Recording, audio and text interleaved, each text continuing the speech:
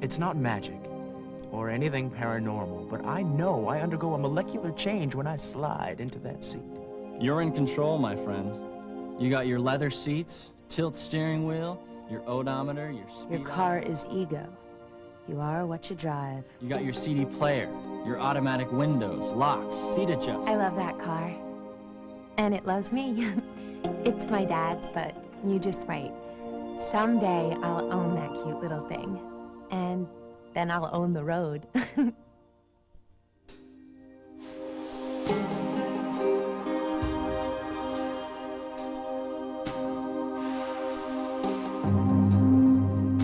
Driving's okay. It's just okay. It can be fun, and it can be scary. There are two sides to it. The freedom and the reality.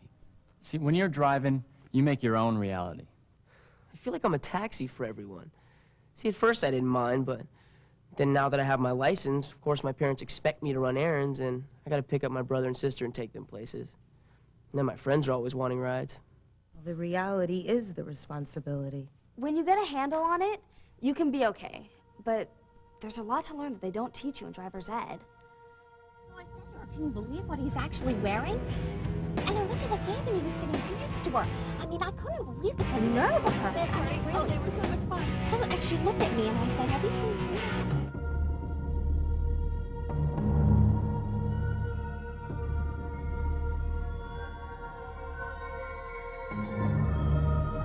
I mean, like, he was all beautiful and everything, and like she has a chance.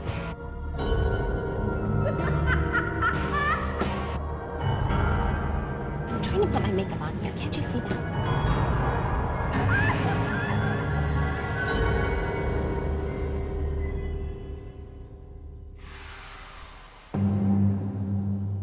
All right. Driving can have its not-so-great side. And there's other drivers. There's tailgaters. There's people eating. There's people on their cell phones. People who weave in and out of traffic. People who don't signal. Oh, wow, that drives me crazy. There are many distractions. Many drivers who are impaired. They drink and they drive. They are so fabulous. At least they think they are. I've actually seen guys change their shirts while they're driving on the expressway. Now that would be distracting. When the drive is too familiar. When you think this is nothing and you're bored and your mind wanders and you start to think of something someone said to you or something you should have said. Bam, bam, bam, bam, bam, bam, you know, and he's trying to change the station. And someone's always saying, hey, check out the Babe, or great set of wheels, Brad, or is that a Viper? His mom, whenever someone else drives, sits in the passenger seat and stomps on the brake pedal as if she had one. Yeah, well, I wish she'd give me a break. She always grabs the handle above the door. That's a real confidence builder. I don't know, it makes me nervous. Well, no offense, son, but you make us nervous. You're so, You know, and I'm like, a Viper? You know, where? Where? Dad, if you only knew how careful I am. It's not that you can't drive, it's just you were so anxious to get your license. I passed the test. It's not about a test. It's about experience and the fact that, well, you don't have enough. Yeah, but I've got great reflexes. See, it's like he doesn't trust me. When I'm driving, I concentrate on driving. Completely. Really? You listen to the radio? Well, yeah, it keeps me alert. You know, focused. Ever open a can of soda while you're driving? When I need the caffeine. Show us how you open a can of soda while you're in the middle of driving. Okay, look. I trust you. I just know how dangerous it is out there. Well, I'm gonna have to find that out for myself.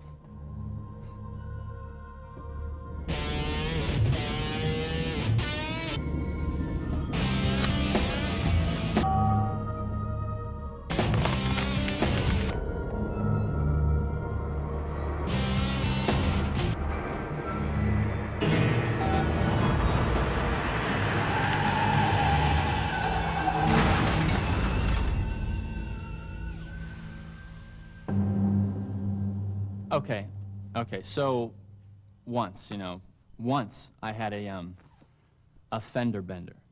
So if you're speeding and no one is there, are you really breaking the law? Does it count as an accident if it wasn't your car?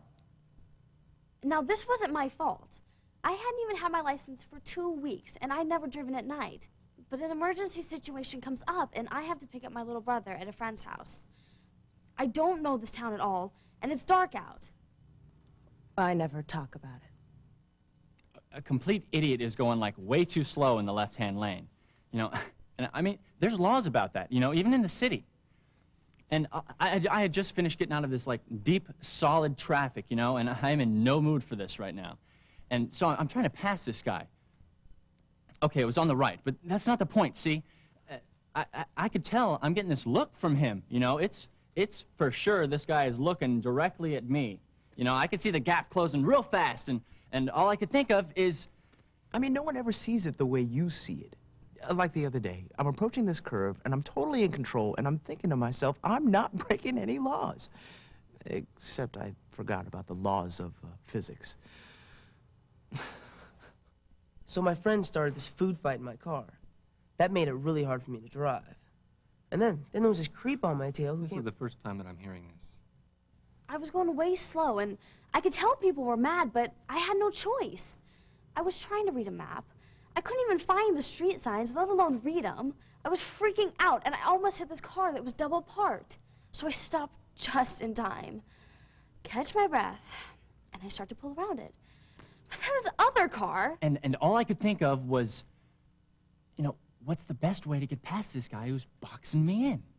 So, we're tooling down the road on the way to the game, and there was this road cone thing that sort of sprung up overnight out of nowhere. Please, give me a break. Julie! Beth, I was there. Do you want to tell this story? Oh, is this okay? She was going fast. So I was going fast. Really, really fast. So it happened really, really, you know. I thought I was in this kind of zone, you know? But it was only in my mind. Now, I don't know what it was in real time, but things just started to, you know... Boom! You know, he's right on top of me, and it happened in like seconds. So I'm thinking, you're gonna love this. So I see the opening, you know? The window of opportunity. Nothing happened, luckily, but all I could think about were my parents saying, "I told you so." The outside world had other plans for me, in the form of gravel. I was going so slow.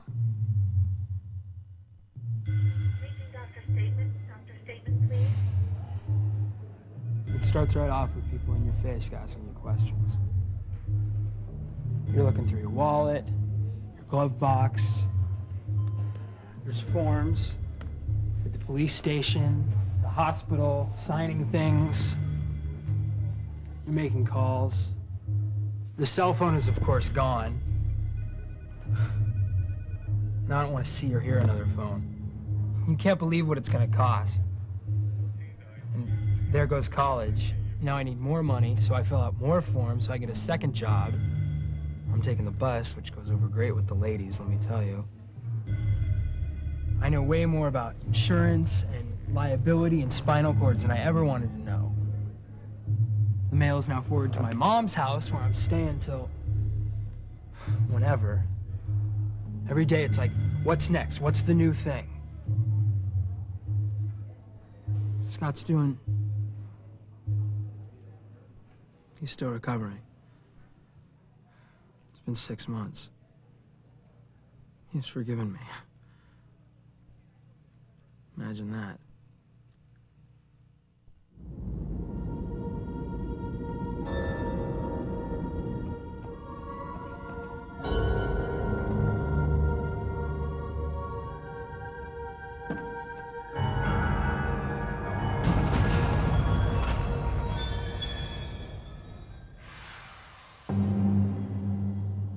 I don't know, you know, I guess I've got to get a lot less aggressive. But that's why I'm so good at what I do. No one got hurt, and there was no damage. But it was close, and I'll never forget it. So finally, I pulled over and I yelled at them. Told you you'd like this. And I'm like, am I gonna have to turn this car around? You know, like you. But it works. If they know you mean it, it shuts them up. Well, when I get my license back. I am not taking this one with me.